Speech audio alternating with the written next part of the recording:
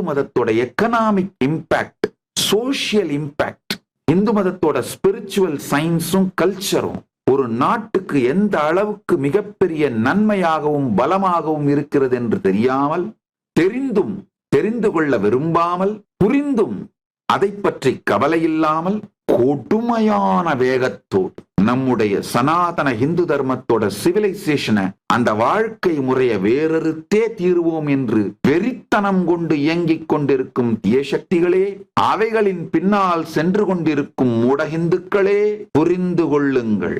நீங்களும் 0.52% பாப்புலேஷனை இன்கார்சரேட் பண்ற அந்த ஸ்ட்ரக்சரை தான் நோக்கி ஓடிட்டு இருக்கீங்க. பள்ளிகள் எல்லாம் இடித்து சிறையாக்கி கொள்ளுங்கள். பள்ளிகளில் பகவத்கீதையை மறுப்பதாலே அவைகளை சிறையாக்கி, சிறையிலே நிரப்பி, சிறையிலே பகவத்கீதை படித்துக் கொள்ள அனுமதித்து, இப்படிதான் நடந்துட்டு இருக்கு.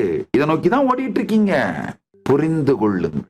இந்த புத்தாண்டில் ஆன்மீக விழிப்பு, உயிர்மை நமக்குள்ளும் நம்மை சுற்றி இருப்பவையும் நடப்பவற்றையும் ஆன்மீக விழிப்புணர்வோடு பார்க்க துவங்குங்கள். 2026 உங்களுடைய ஆன்ம விழிப்பிற்காக, உயிரை உயிர்ப்பிப்பதற்காக, உங்களுடைய தனிப்பட்ட ஆன்ம விழிப்புக்காக, உங்கள் உயர்வுக்காக செலவிடுங்கள்.